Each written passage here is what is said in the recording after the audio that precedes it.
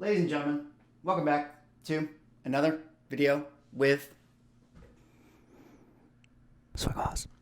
And in this video, we need to talk about $18,500. $18,500. That is a lot of money. And that's definitely a lot of money.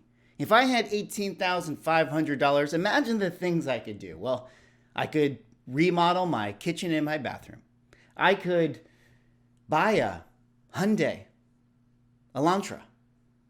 I could even put a down payment on a Darkhawk number 1. But alas, if I had $18,500, one of the things that I might in fact do is buy a Wizard magazine number 1 in a CGC 9.8 newsstand edition, because that is the going rate, that is the going price of Wizard magazine number 1 in the CGC 9.8 newsstand in this edition. And so in this video, we're going to talk about that most recent sale, and we got to talk about the idea of Wizard magazines getting really hot out there in the market and how we as collectors need to be careful about this one. But before I get into the video, if you guys could drop me a like or comment or subscribe if you're enjoying the content, help support the channel, do one of those things, I would appreciate it. All right. Let's talk about this news here today. Of course, from my intro here, you guys know we're going to be talking about this Wizard magazine number 1 CGC 9.8 newsstand edition sale that just happened on Comic Connect this past week. Now, if you guys don't know, Comic Connect is one of the big auction houses out there like a Heritage or a Comic Link, and they had one of their big auctions of the year, kind of their final big auction of the year, certainly their final big auction of the year. We had the Superman 1 and the 4.5 sell at this auction. We had some other big books, but one of the interesting stories was this Wizard magazine 1, and this was by far one of the most surprising, shocking sales we saw out there in the market. And for a little while now, like a few months, we've been seeing these kind of Wizard magazines pop up into, the market. A lot of people are kind of specking on the Wizard magazine stuff. A lot of people are buying, Wizard magazines. We saw the San Diego Comic-Con exclusive version sell for an extremely high number. We're talking high 4 figures here.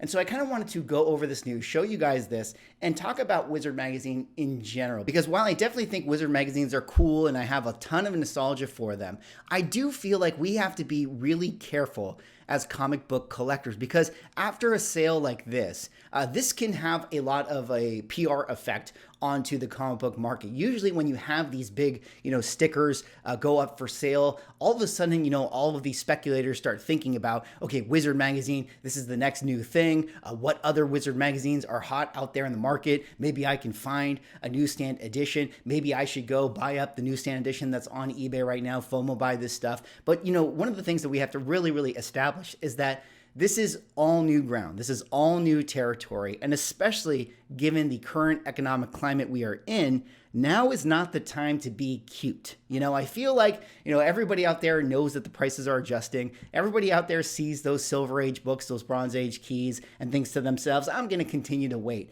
But now everybody's trying to get cute out there. We're buying up M&M books. We're looking at Wizard magazines. We're trying to figure out what the next big spec thing is going to be. And we're spending the same amount of money on these items that we would be, a Silver Age blue chip key. But, we'll kind of get into that in a second. But here is the book at hand that I've been talking about. This is Wizard number 1. You guys remember Wizard number 1 from 1991. This was the pricing guide, sort of the, overstreet of its time. And this particular number 1 issue featured a Spider-Man with the kind of, magician cape and crown with the wand. And this was cool art done by Todd McFarlane. I mean, a lot of people remember this cover. A lot of people have nostalgia for it. And, it is a Todd McFarlane art piece, which does make it special due to the fact that, there's a ton of, super collectors who are Todd McFarlane fans. Here's the back of the book right here in just kind of has this, I believe that's a Jim Lee X-Men art piece right there. If it's not a Jim Lee X-Men art piece, it certainly looks like one. But that is the back of the magazine. You guys remember reading this all the time. I loved reading the Wizard magazines and seeing, the pricing back in the day. They used to have the hot list in Wizard magazine as well. It would talk about the top 10 books. And so that was really, really fun. So this particular issue sold the other day for $18,502. This would be the very first time that we would get a CGC 9.8 newsstand edition sale for this book. So there you can see there's the barcode. Now there's 3 different Wizard magazines kind of out there in the market. You have the regular edition, which does, or the direct edition, maybe we'll call it, which doesn't have the barcode here. You have the San Diego Comic-Con exclusive, which is has a little marker right here. We'll see some examples later on that would say San Diego Comic-Con kind of next to Spider-Man's leg. And then we have this newsstand edition right here. And I suppose, it just anecdotally speaking, it could be that Wizard 1 in a newsstand edition is in fact very rare, right? I mean, we're thinking about, okay, this is something that was a pricing guide that people would put out on the newsstands, and it was very likely that these pricing guides were very well read. I mean, obviously everybody wanted to know the prices, so especially the newsstand ones, people pulling them off the shelf, they quickly flip through them, they're bending them, they're creating all the spine ticks, they throw it on their desk, they go over and then they carefully bag and board their comic books while they aggressively flip through the prices of the Wizard magazine. So it is, a sound theory that the newsstand versions of these Wizard magazines would be fairly beat up. So getting a 9.8 would be pretty rare. But here is kind of where we have to pump the brakes a little bit, because we really don't know. I mean, that's one of the interesting things about comic book collecting and collectibles in general. I mean, these are not perfect markets. We have no clue what the census is out there. We have no clue if, there's somebody who has been like a Wizard magazine stacker for years and years and years. And they were thinking to themselves, their name was Steve. And Steve was like, dude, you guys don't know. You guys don't know. Wizard magazine is gonna pop. And they've been buying up Wizard magazines for years and years and years. And they might be sitting on boxes and boxes of Wizard magazines. We have no idea. So if you're that person who jumps into this $18,000 sale and you are that kind of first whale to market, I mean, you have no idea if other, CGC 9.8 newsstands are now all being sent into CGC. Everyone's thinking like, oh my God, like this is the value of them. I have like 15 copies in my short box right there. And so everybody is sending this stuff in now, and there could be a massive, massive correction, a massive pullback. We've seen this with other markets right now. Immature markets like the video game market, a lot of the Pokemon stuff, that nobody knew. Or the Super Mario 64 went for like $1 million, and then a bunch of other Super Mario 64s all of a sudden got graded and came to market. So you got to be careful with a lot of this stuff. And when you get these big, massive sales, that can create a lot of FOMO in the collectible market. But let's kind of carry on here. I do want to show you guys some things with regards to, some of the sales. So this is going to be, the ultimate highest sale for this particular magazine. Now, the regular 9.8 recently had a sale this past month for $3,750. You can see right here, $3,750 in the CGC 9.8. The San Diego Comic-Con edition also had a sale in October for $7,500. So you can see, even though it's a small sample size, there is certainly a market premium on the San Diego Comic-Con editions. Now, GPA doesn't actually have it broken out here for CGC 9.8 newsstands.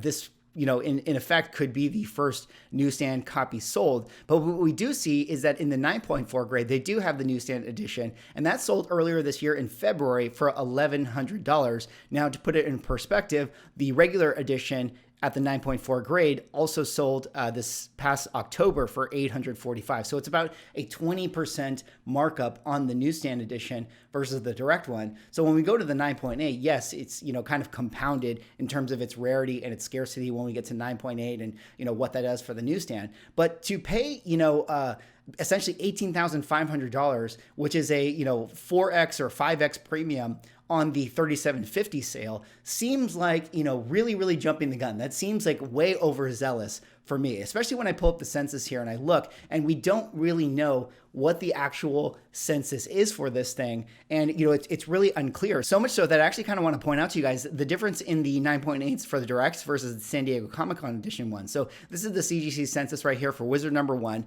We can see that their total on the census right now for universal grades is 211. That's 211 direct edition ones. Now, we don't know if this is also including newsstand editions because CGC hasn't broken it out necessarily, so it's hard to tell. I'm going to assume that this also includes newsstand copies. But here at the 9.8 grade, we have 10 currently on the census. Now, if we go down here, we can see the San Diego Comic-Con edition. We have 35 universal grades, but on the CGC 9.8s, we actually have 13 on the census. So there are more CGC 9.8 San Diego Comic-Con exclusives on the census than there are direct editions on the census, even though the direct editions have been submitted, 5 times more than that of the San Diego Comic-Con ones. And so one of the reasons, or one of the theories I guess I would have behind that, is that if you're somebody who got Wizard magazine at San Diego Comic-Con, you already were that kind of super collector, or you already got it in hand and you knew that this was like a special edition being a San Diego Comic-Con,